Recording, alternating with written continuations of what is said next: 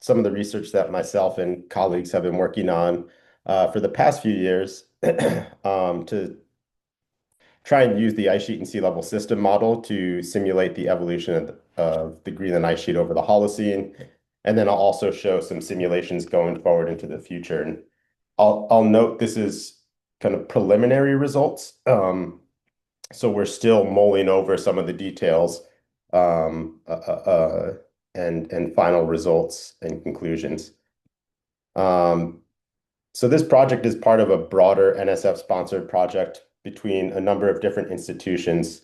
And so I'd be remiss if I didn't take a second to just give a shout out to all the folks associated with this project. And so my modeling study that I'm going to discuss here is just one component of a broader project, this great project integrating data and modeling to quantify rates of Greenland ice sheet change from the Holocene to the future. And so it's a team composed of multidisciplinary scientists, graduate students, postdocs from a number of institutions. The PI is Jason Briner at University of Buffalo, and really each kind of subgroup is trying to answer questions about how Greenland evolved over the Holocene, whether it's from the climate perspective, the ocean perspective, the ice perspective, um, and been working with many folks in this group for almost the last, I guess, decade or so. And so, yeah, just a shout out to those folks. There's a lot of also good complementary research coming out from them along with this study as well. Okay, so our motivation for studying Greenland really, I think, stems from the observational record. And, one of the nice things is that we're starting to get to a point with the satellite-derived observations of Greenland where we have, a observation on a length scale that's kind of equivalent to a climatology. And so it's a nice decadal look at how Greenland has been changing. And what we notice is that the Greenland ice sheet went from a period in the 80s and 90s where it was more or less in mass balance to after the year 2000, the mass loss which accelerated. And of course, there's interannual or internal climate variability that allows the mass change to wiggle through time. It decelerated that mass loss kind of in the 2014 through 17 period, but there's been recent accelerations. And if we look at altimetry, we can see that over the past few decades, the ice sheet has thinned, or there's been thickness changes, particularly along the margins in response to surface mass balance driven forcing, so more melt, warmer temperatures, but also changes in ice discharge at the ice-ocean interface, so the marine environment.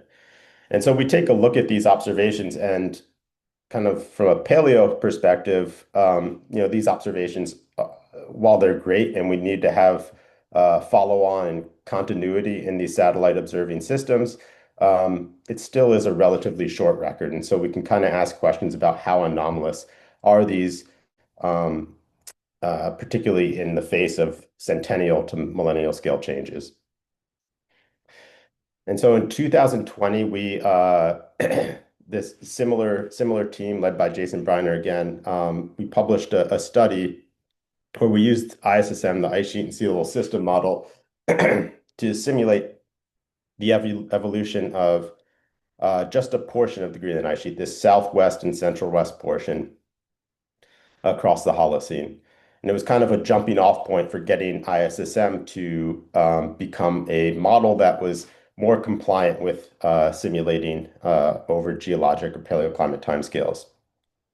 The reason we chose this location was because there's a large swath of continuous moraines that have been well dated over the years by many project members and others.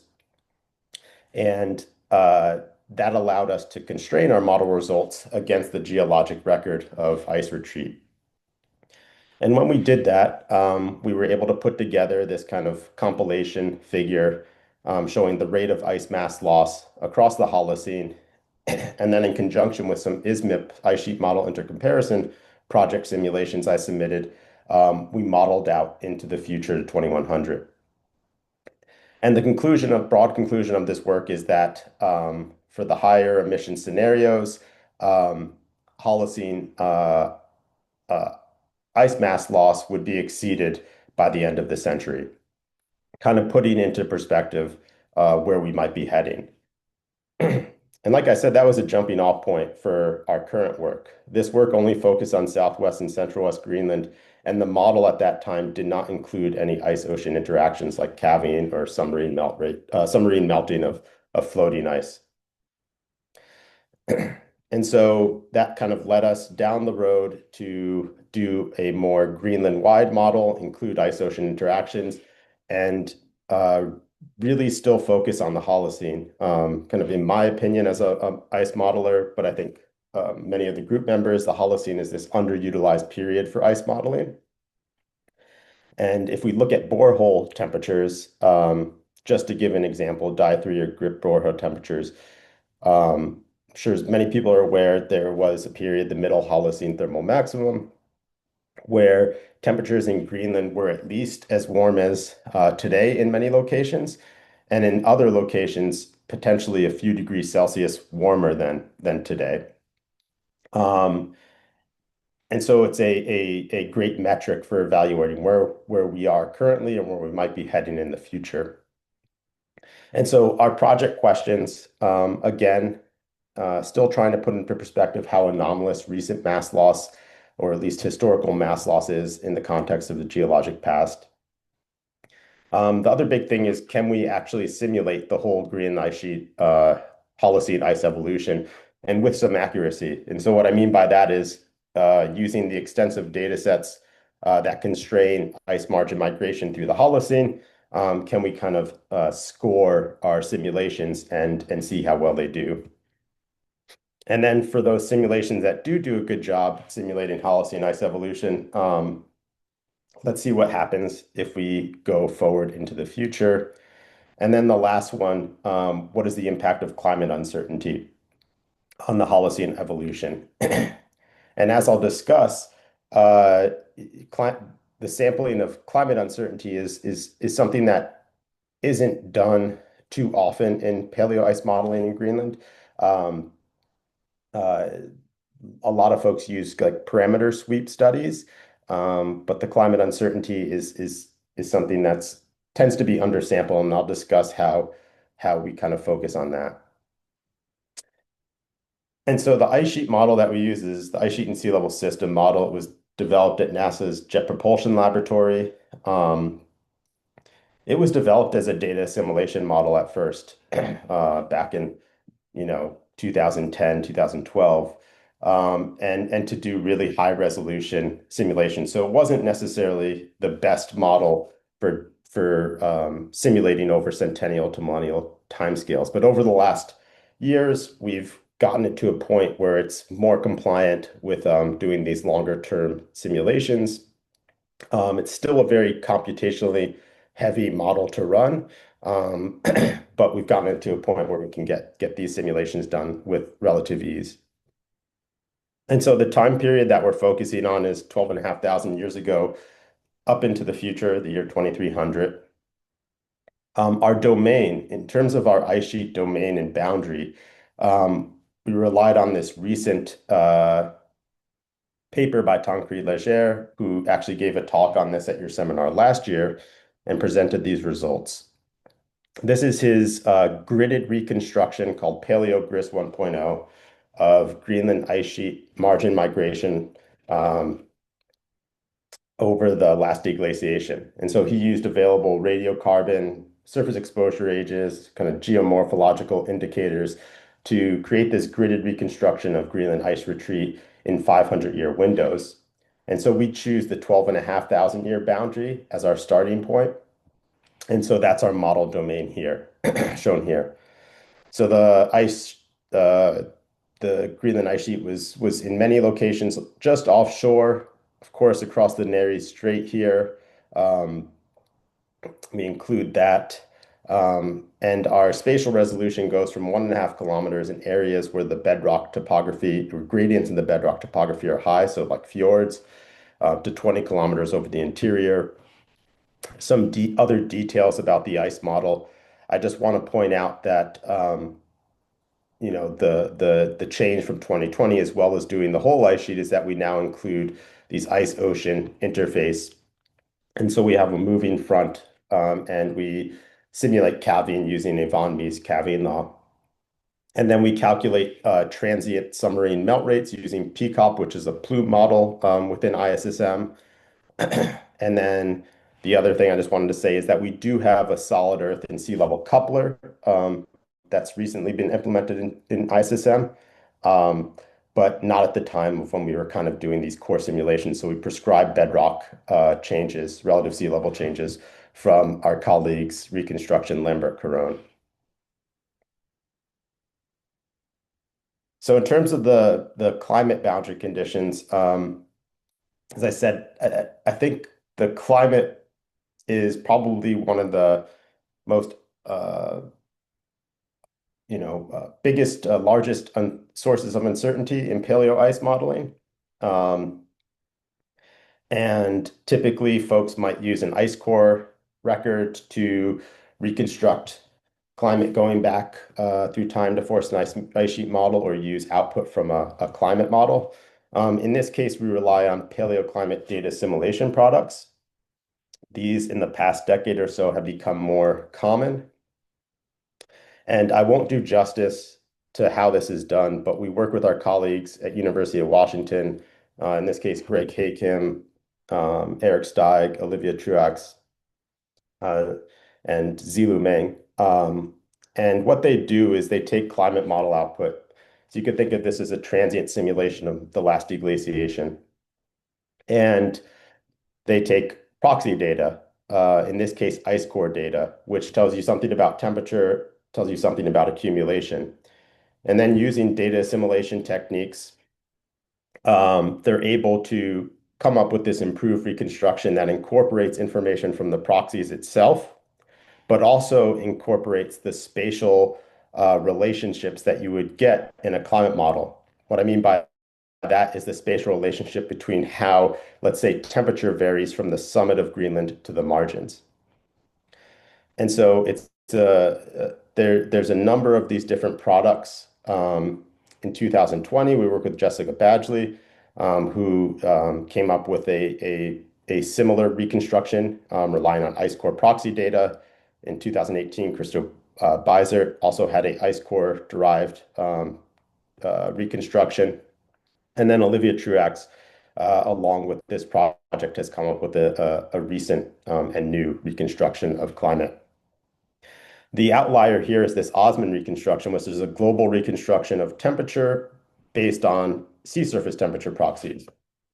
And so a little bit different than the others, but we included it. And so we have these four different reconstructions. Badgley reconstruction gave us two temperature series. The other ones gave us one. And so if we look at what those reconstructions look like when we area average it all over Greenland and plot it as an anomaly from the 1850 to 2000 mean, we get this. And so annual temperature on the left, summer temperature on the right. And we can focus on the summer temperature for now. You can see the different temperature reconstructions here. And what we notice is that during the Younger Dryas, there's a range of possible climate states that the reconstructions show. So pretty large spread, the Bizert being the warmest during the Younger Dryas. All of the ice core derived proxies, so these ones here and the green one, show a mid-Holocene warming during this time period of upwards of 2 to 4 degrees Celsius above this 1850 to 2000 mean. The outlier being the Osmond, which doesn't show that mid-Holocene warming, but instead shows kind of consistent warming through the Holocene. And the point I want to get across here, we're not here to say which reconstruction is better than the other. Really, what we're interested in is kind of giving a range of possible climate states to our ice sheet model that are at least benchmarked by some proxy data. Precipitation, we have two different reconstructions. It's a little more difficult for the folks to do, but one that has higher than this 1850 to 2000 mean precipitation during the Middle Holocene, and one which has lower precipitation. And so at the end of the day, we come up with a mini ensemble of about 20 simulations, kind of varying the different climate records, temperature and precipitation. And we let our model relax to the 12,500 year climate. So we kind of throw constant climate at it and let our ice sheet grow to its maximum during that period. This is kind of illustrated here for one simulation on the right. This is the ice velocities, the surface ice velocities, and I'll just let it play through. Once it's relaxed, we let it run transiently through the Holocene. Um, and this is what this particular run might look like as it retreats in response to warming during the Holocene.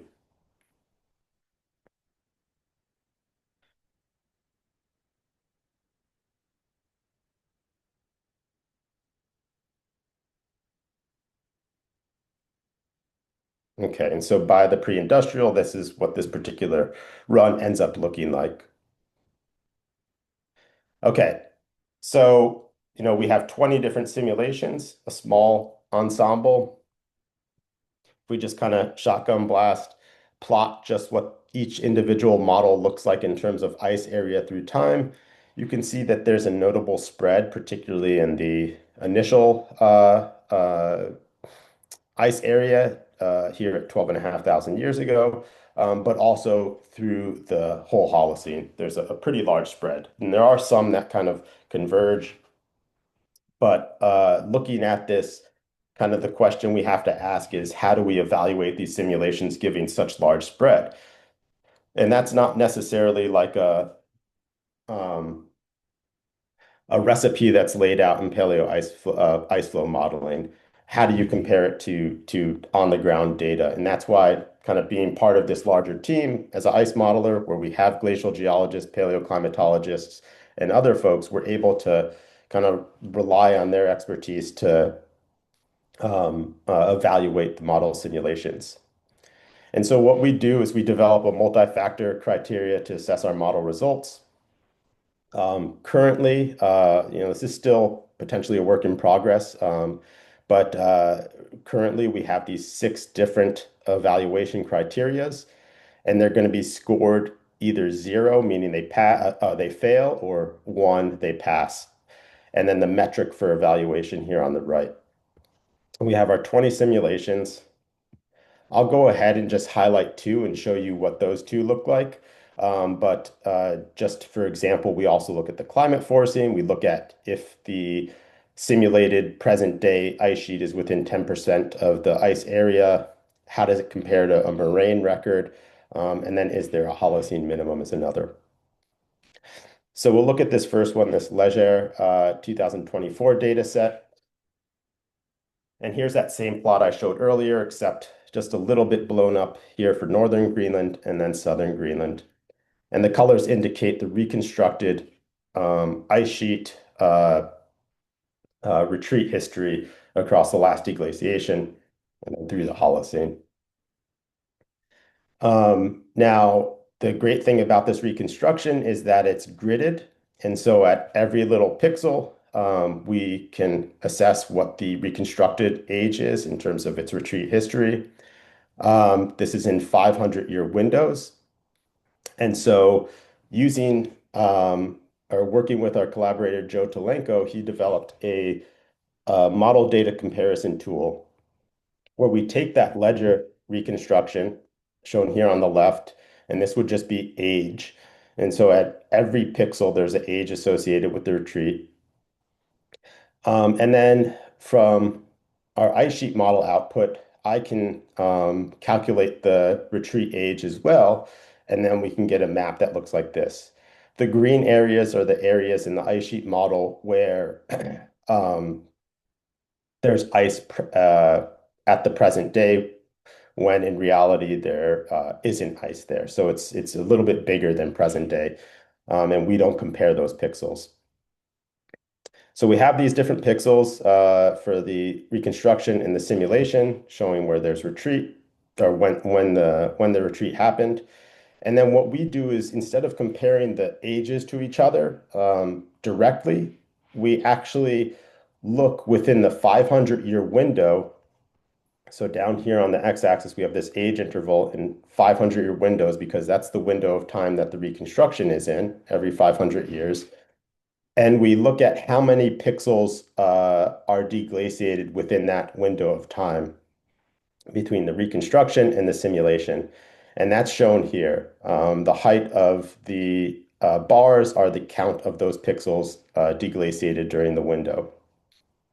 And I believe the blue is the reconstruction, the red is the model.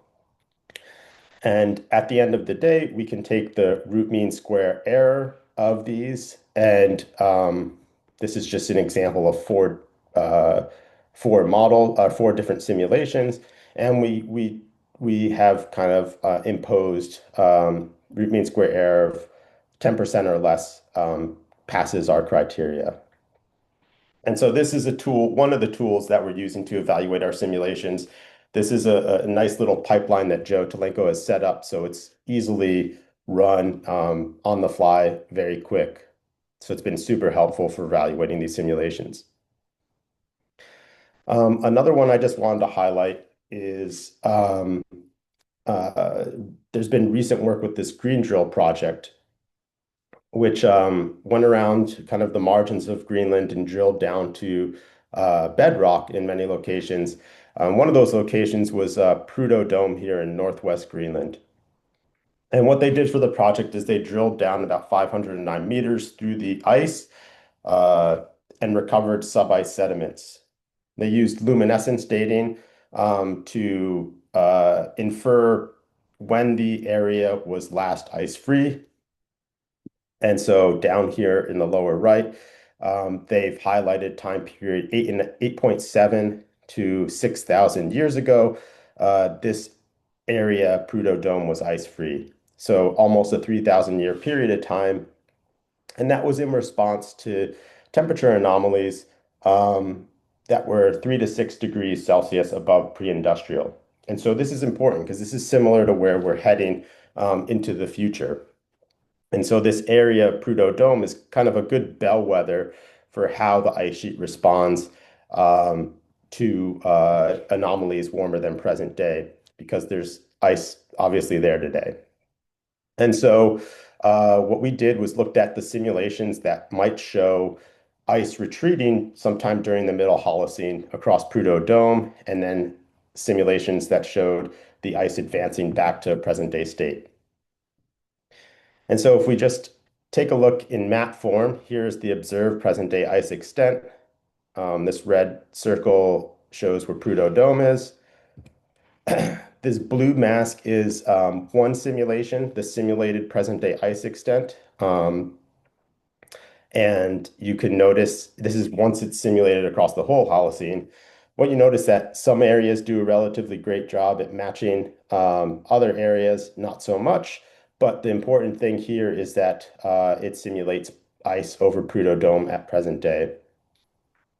If we look at that same model simulation and look at its Holocene minimum ice extent, that's shown here in this purple mask. And so what we see is that this simulation is indeed capturing ice retreat from Prudhoe Dome during some time during the Holocene. And so we have, up 20 simulations. We can go and take all the pixels within that domain across Prudhoe Dome in our ice model and plot the ice thickness change through time.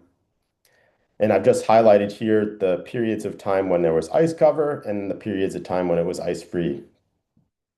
And so um, what this shows is the different simulations, and we've highlighted here the certain simulations that either that simulate ice-free conditions during this window of time, and then regrowth post that period. And so there's a number of simulations that hit that target, and then that's basically another criteria that we use. And so these six criteria here, what I'm showing you now is this table filled in. Again, one, it gets a one if it passes, a zero if it fails, and then we can tally up the number, the total here, and we can choose kind of the best simulations that match that criteria. And in this case, there's currently six simulations which meet these criteria. Okay, so that's our model data comparison tool. Now I'll talk about or show some figures to round out the presentation of our results. And so similar to 2020 paper, this is kind of like the overarching um, figure showing the mass change through time across the Holocene up to the pre-industrial. This is in gigatons per century. So it's times 10 to the fourth. So 10,000, 20,000, 30,000 gigatons per century. And this is the mass change for all 20 simulations. And at each century, I've plotted the quantiles, so the spread of those 20 simulations. And then the black dot is the median value of those 20 simulations. So you can see that during the early Holocene is when the simulations show the largest pulse of ice mass loss, somewhere between 10 and 20,000 gigatons per century. But we did that model data comparison, so we can just now go to our best runs. This is six simulations, so I'll just flicker back and forth so you can see those changes there. Kind of constrains things a little bit better. Our peak mass loss rates grow a little bit, somewhere between 10,000 and 30,000 gigatons per century. And then back towards the later Holocene, the ice sheet kind of comes into more relative mass balance, just plus or minus a few thousand gigatons per century, either gain or loss during that period. Another way to look at this and how our ice sheet simulations are doing is to look at ice area. And there's a recent paper in the cryosphere. I believe it's accepted for publication by Leger. So I urge folks to look at that. A nice study using PISM, another ice sheet model, to simulate the last deglaciation across the Greenland ice sheet. And it was a large ensemble of simulations. And they were able to compare it to Tancred's 2004 paleogris reconstruction. These are the triangles here of the geologically reconstructed ice area through time. And not to kind of pick on this, but the model does a great job at it was more optimized, I think, for the last deglaciation. So it does a good job at capturing potential, perhaps not the timing, but the rate of changes during the last deglaciation in terms of ice area. But you can see when we get into the Holocene, there is a big gap here. And that gap exists likely because the model wasn't necessarily optimized to study the Holocene. Um, on the right, I'm showing you our six best, um, the compilation of our six best simulations, shown as the ice area through time relative to the pre-industrial. The blue line is the median for those six simulations ice area, and then the spread, the 5 to 95% spread. One thing to note is that these six simulations meet our target of being within 10% of the present day ice area. And then just like these triangles show the reconstructed ice area, I plotted that as these bars here. And so you can see our simulations are doing a better job at capturing the reconstructed ice area changes through the Holocene um, than kind of prior work. And so a kind of a step in the right direction, at least in capturing that. And we didn't really do parameter tuning here. This is all based upon, sampling potential climate uncertainty. In terms of, we could look at this in terms of sea level equivalent. Again, the six best simulations, they fall within 6 to 10% of present day sea level, which is down here. Um, so still off, but 10% or less for these best simulations. And they show an absolute sea level of about 10.5 meters. But we can just plot this as an anomaly from pre-industrial. And when we do that, what we find is that for our six best simulations, Greenland ice sheet was somewhere between 2 to 2.5 meters of sea level equivalent more than the pre-industrial. Another way we can view these results is to, again, plot the mass change through time for the ensemble of our simulations, our six best. And so it's the mass change in gigatons per century. And then look at how each basin is contributing to the mass change through time. And so that's just labeled here with the colors on the map of Greenland. And what we see is that during that early Holocene pulse of high mass loss, the northern domain and the northeast domain were kind of contributing the lion's share of the mass change during that period. As the ice sheet kind of pulled back across Nares Strait and off of the kind of offshore in the northeast area. Um, Later into the Holocene, the southwest portion of the domain started to pick up some of the slack, as well as the southeast. So down here. Okay, so we simulated the Holocene up to the pre-industrial. Now we want to go forward into the future. In order to get there, we have to simulate the historical period.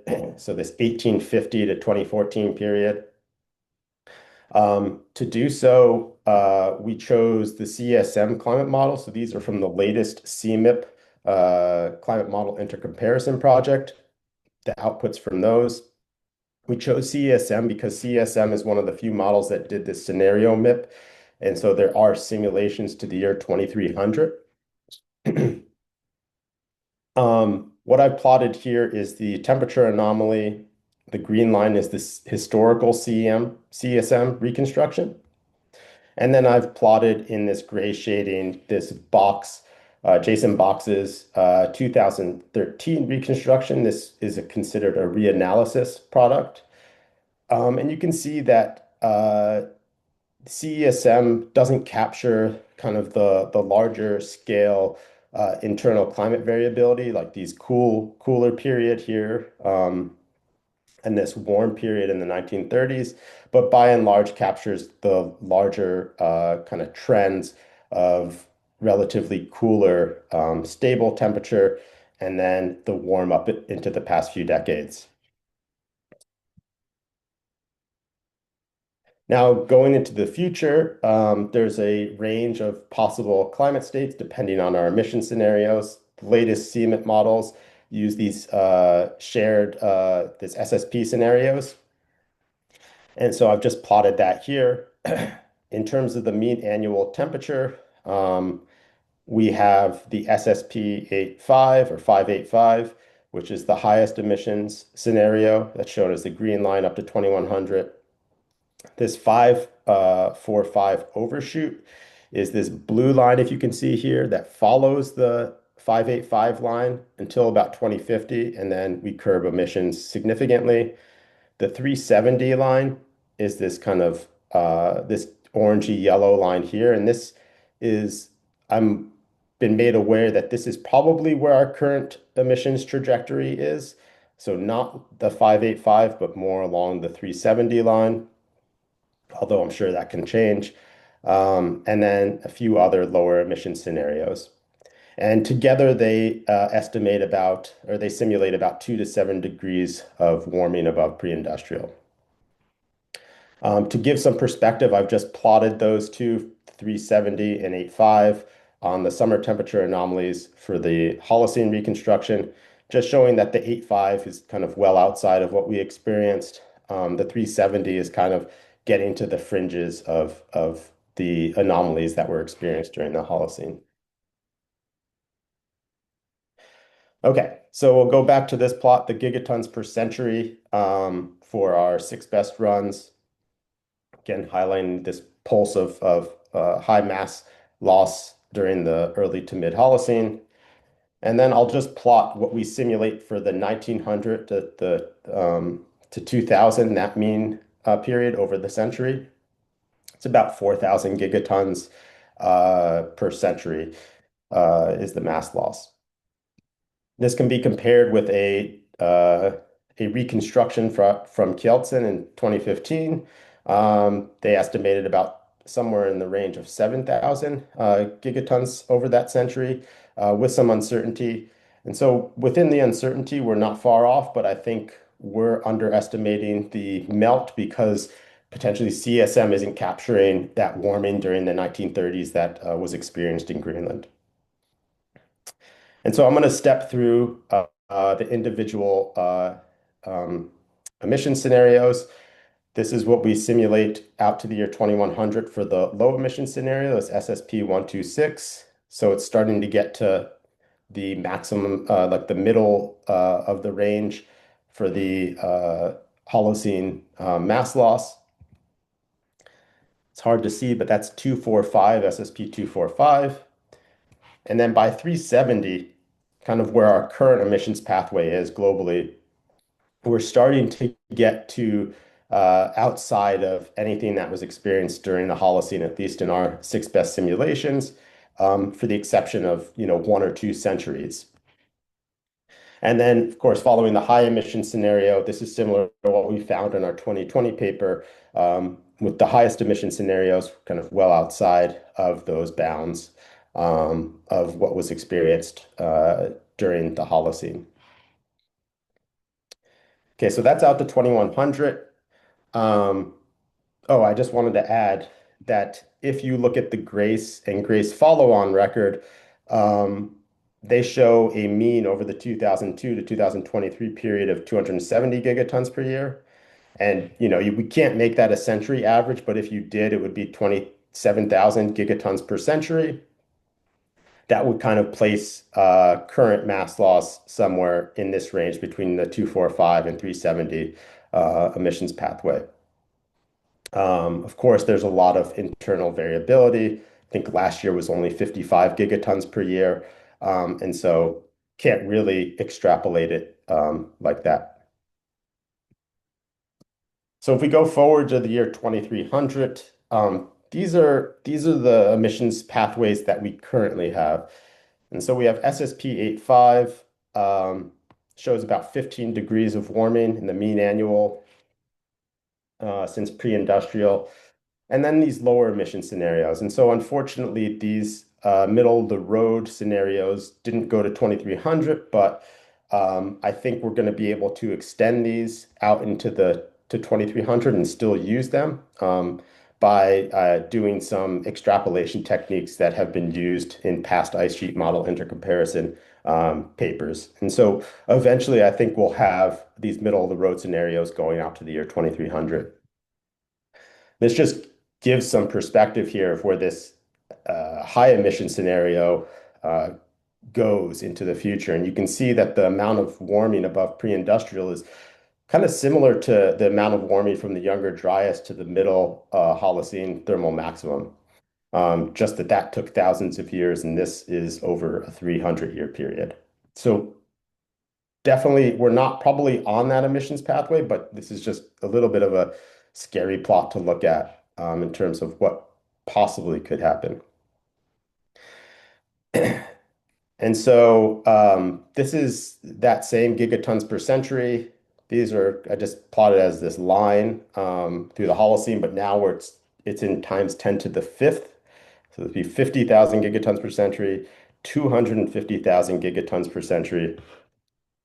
And just showing, at least for the simulations we have now, where the SSP 126, the slow emission scenario, it actually rebounds, kind of keeps us in a nice, good territory that's not outside of what we experienced during the Holocene. And then, of course, this with those large temperature anomalies for the SSP 585, it puts us well outside of any territory that we've experienced during the Holocene. And so hopefully we can add the more middle of the road scenarios and see where they lie to give a little bit of more perspective to potentially where our current emissions trajectory puts us. And so hopefully more of that in the coming weeks we can add to this plot. Okay, so getting to the end of the talk, if we kind of just take uh, these scenarios and what they do in terms of sea level. Um, Still workshopping a lot of these plots, but what I'm showing you here is the sea level equivalent relative to pre-industrial. Just showing again, we simulate 2 to 2.5 meters that Greenland was bigger during the Younger Dryas. And then for the future scenarios, what that sea level equivalent in terms of mass change is. And so these are kind of hard to see, but these are where the lower emissions and middle of the road scenarios get for up 2100 to 2300, and then 2100 for these two dots. It's somewhere between on the order of 10 to 20, 10 to 30 centimeters by the year 2100, or for the SSP 126 2300. This SSP 585 puts us at 2100, somewhere in the order of 30 centimeters to, by the year 2300, over 1.5 meters. Again, just adding perspective that for the highest emission scenario, we're losing almost the equivalent amount of mass that we lost during the Holocene from the Younger Dryas just in 300 years. So pretty striking. And then here's just a map showing the present day ice extent as this black line, the simulated present day ice extent as the gray mask, and then what that simulation uh, simulates for the middle Holocene minimum extent in orange, and then that same simulation going out into the future to 2300 for the high emission scenario in pink. And I think this is the last slide. Again, still workshopping some of these things, but again, we can go back and look at how the basins are contributing to mass change through this time period, and then look at their percent contribution by basins. And so what we notice is that during the Holocene, 11,000 years ago, out here, and 7.9 thousand years ago, this pulse right here. Um, we see a shift from the north and northeast basins contributing the majority of the mass loss to the southwest and southeast basins contributing over that time period. With one of the high emission scenarios, the SSP 585, we can see that going from 2100 to 2300, there's also this shift, the Southwest Basin becoming a bigger contributor, as well as the Northeast and the Southeast. And so just another way of putting out, at least we're simulating with our model, how the ice sheet is changing through time and how each basin is contributing to those mass changes. And so I think with that, I will just conclude. One of the things that I wanted to show, at least touch upon, is that the climate matters, of course. It's typically undersampled in ice studies.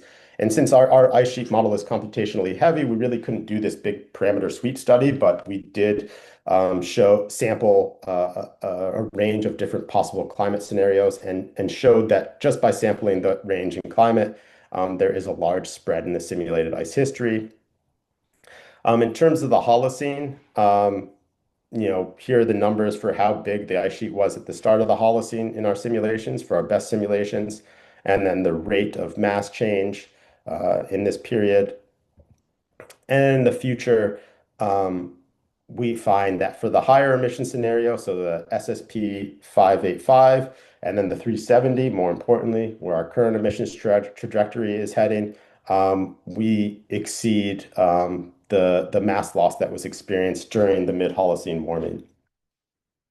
And then here are just some numbers to end on for our contribution to sea level rise by the year 2100 and 2300.